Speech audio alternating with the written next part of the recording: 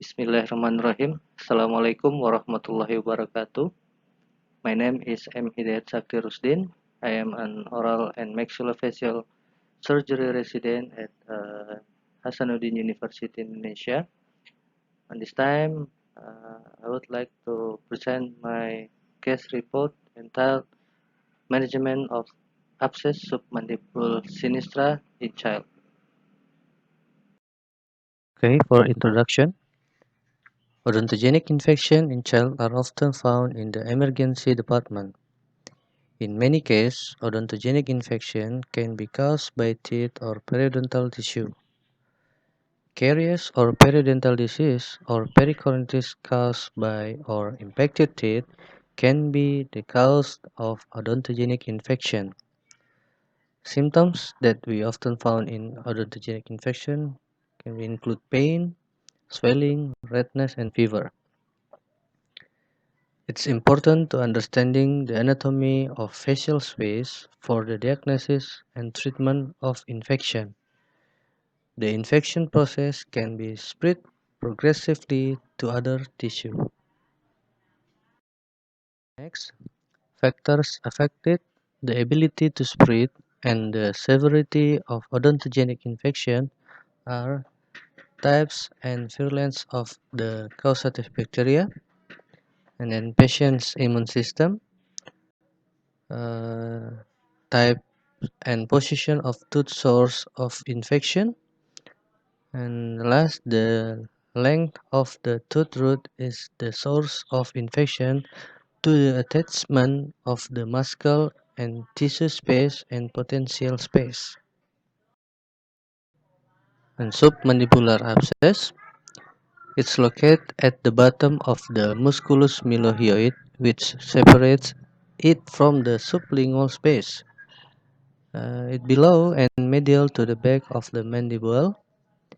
Infection in this space can originate from the dental-alveolar abscess or can be from periodontal abscess and pericoronitis originating from mandibular second or third molar.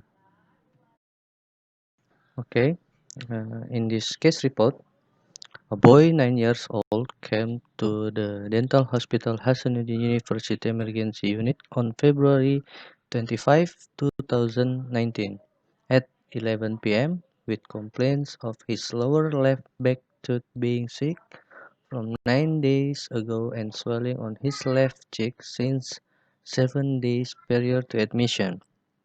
The patient's mother said that her child had been taken to the health center and given medicine, but there was no change.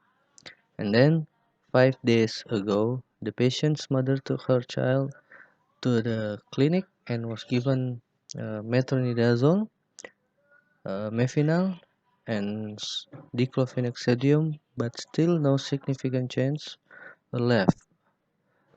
History of fever during pain and swelling was denied.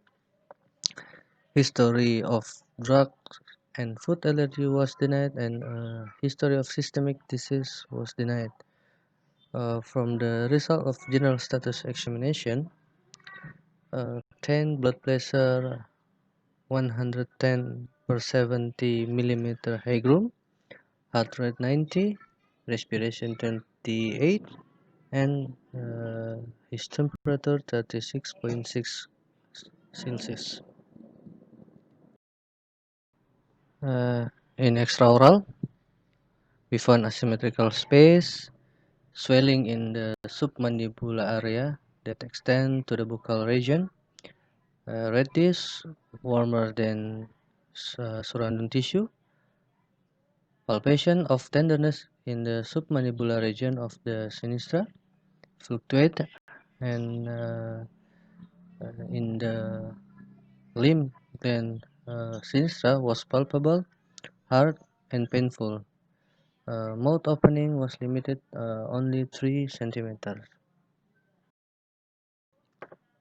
In intraoral, we found that caries profunda in the first molar mandibula, percussion and palpation that's positive.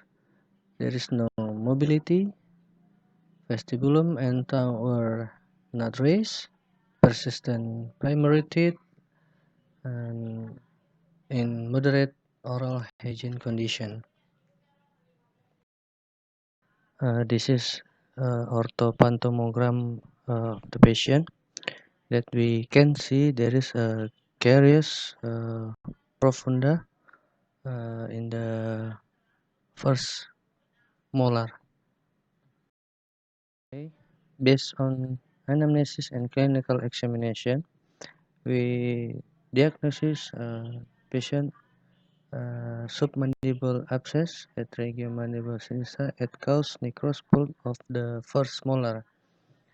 The therapy for the first we do incision and drainage extraoral, and second we do a trepanation of the first molar, and then we refers to conservative department for the treatment of the first molar. Uh, on day 3 post-op, we still find a active drain, and then we do replace the verband with the new verband. On day 5 post incision in drainage, uh, we still find a active drain, so we do massage the area, and then we replace the verband with the new verband too. Day 7 after the incision drainage, the swelling had decreased, the drain was no longer active anymore, and we refer to conservative department. The conclusion: odontogenic infection can occur at any age, both children and adults. Source control action needs to be done immediately. The incision and drainage must also be done immediately with antibiotics and analgesics. In this case, root canal treatment wasn't performed on the first molar due to cost constraints. Thank you very much for your attention. Assalamualaikum warahmatullahi wabarakatuh.